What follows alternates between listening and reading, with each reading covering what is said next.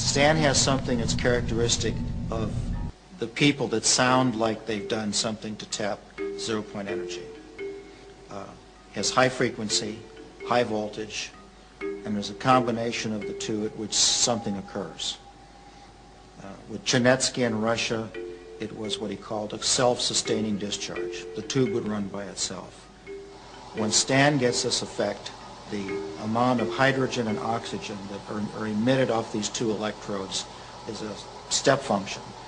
It almost boils the water. If I did this with standard electrochemicals, I need current, and the water should rise a degree every couple of seconds. With Stan's, it'll run for a half hour, and the water temperature hasn't changed. Something's different. Meyer demonstrates this repeatedly without any difficulty, and yet on the face of it, it represents an extraordinary revolution. His measurements over the years suggest 1,700% greater efficiency than conventional electrolysis. And if he's to be believed, he's getting much better results from his latest, still secret invention. Well, I first got involved with Stan Meyer when I went over there with a couple of colleagues to look at his water-splitting device. And so we arrived at Stanley Mayer. He had a demonstration cell. We filled it with tap water. In fact, I did that myself. And he switched it on, and almost instantly the three jaws dropped because of the rate at which the gas poured off. It was quite spectacular. Whatever energy source Stan Meyer had tapped, it was not explicable by the electric power that was going into it. So something was powering it outside of conventional wisdom. There is no question that the gas coming off in such abundance is hydrogen. Meyer ignites it to produce a high-temperature flame able to cut through metal. Stanley Mayer has faced a lot of difficulties. He's 3 times tried to launch the device and produce press conferences, had the technical press round, but he's been almost universally slated. In the early days, very much so, they just ridiculed the whole idea. He's getting a little more notice now because some scientists are getting interested. But by and large, science is very intolerant, particularly modern science. As with Tesla, Griggs and others, Meyer's claims are so far outside the received scientific wisdom that they've been ignored by the majority of the scientific establishment. But then, Meyer has ignored them too. He has poured his energies over the last 10 years into establishing recognition for his claims by getting international patents.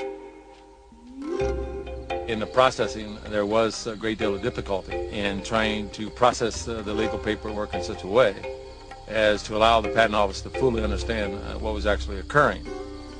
In one instant, we brought the water fuel cell to Washington, D.C., and of course I had tweaked it in such a way to produce an enormous amount of hydrogen, oxygen gas, and the patent examiner said, no, it will not work based on the electrolysis process.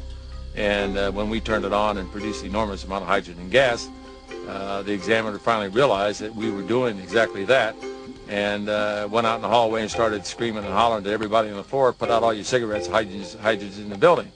So we started laughing and said, well, we certainly convinced everybody in the patent office that we can do what we said we can do. Even so, the US Patent Office dragged their feet for 3 years before granting patents on the hydrogen-producing device. Since then, against massive resistance, he's managed to get patents established throughout Europe and Japan. But the hydrogen machine was only the first step towards Meyer's ultimate dream. If he gets it right, this application of his technology would change the 21st century in the same way that the Wright brothers and Carl Benz transformed the 20th. He is currently modifying a beach buggy to run on nothing but water. It doesn't have a petrol tank or even a hydrogen container. It has just a tank of water. He's invented a device called a water splitter to replace the spark plug. As the water is injected into the engine, Meyer claims it's fractured into hydrogen and oxygen, then burned as fuel. Meyer is working on a kit to modify any engine. He hopes to demonstrate it on this car within 12 months. And of course, the blessing to the use of the water as a fuel source, that on combustion, the byproduct is water mist. So we're even solving the environmental pollution problem at the same time that we're using water to maintain the industrial basis of the world. But though the scientific establishment may have ignored the likes of Meyer, powerful military-industrial complex certainly hasn't. Over the past 10 years, Myers says he's been quietly approached by many influential organizations who would never admit publicly to their involvement with him. It is involved in deep space exploration, and it's also being developed quite highly in the military. Basically what occurred with water fuel cell was in the fact that once they understood was actually occurring, then under the U.S. national security mandate, I have no decision or power of whether or not the military or NASA or the federal government will utilize the technology. They can utilize it in any way they so desire. NASA is using every method it can to regain some of its now fading glory. In the face of strong congressional resistance, the days of limitless budget for space exploration have long since gone. As the champion of a new, environmentally friendly energy source, NASA would gain immense support. Do you have your identification? As a former top scientist of the NASA Spaceplane project, Professor Paul Ziss has an inside track on the workings of the agency. NASA has large centers. The center that's in charge of propulsion is NASA Lewis in Cleveland, Ohio. Can you imagine, instead of having a million-pound rocket has 900,000 pounds of fuel on board and oxidizing? Can you imagine what it would be like if you could put a device on there that would split water and run it into your engines? No explosive compounds. Public confirmation of a contract from NASA would provide a resounding boost for Mars technology. But Paul Ziss says it's only in a closed meeting that they confirm such an agreement. They're looking for new energy sources. I understand from the people that I've talked with that they have worked with Stan and trying to understand what he's done and given him a contract.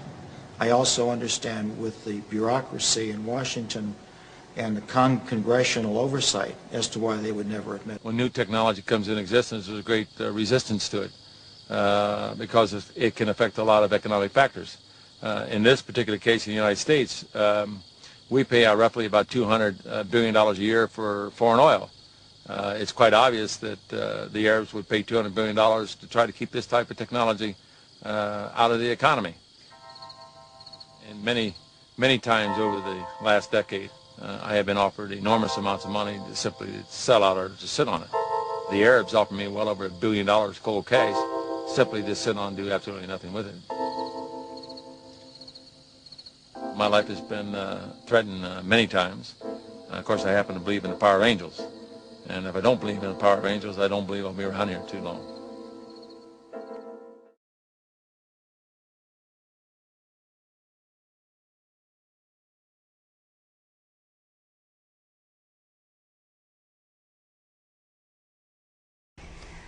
さて、原油の価格ずっと高い状態が続いていますが、鹿児島市のあるベンチャー企業がある車を開発しました。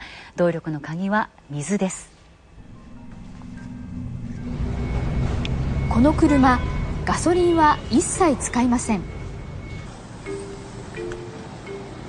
こちら、先ほど水道から汲んできた普通の水なんですけれども、この車水で走るということですので、早速入れてみたいと思います。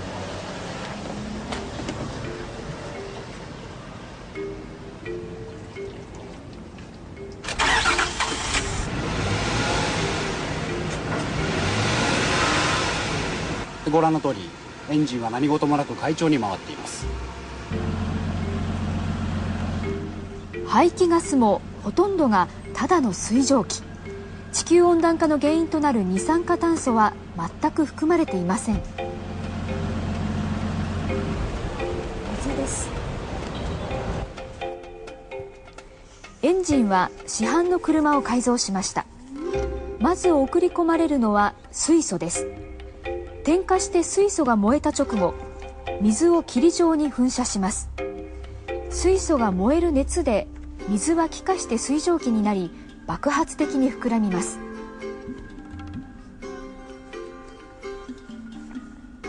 この力を動力として利用しようというのです。水素と水で走るという新しい発想。こうした車が車検証を受けたのは初めてのことです。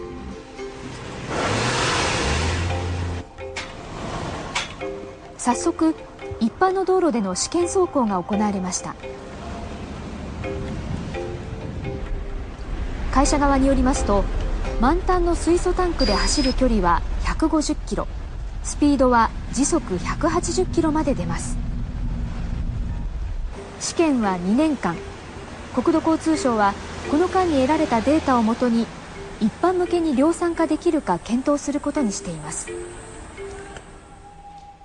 環境にも優しい車でも水素って危なくないんですか？気になりますよね。で、国土交通省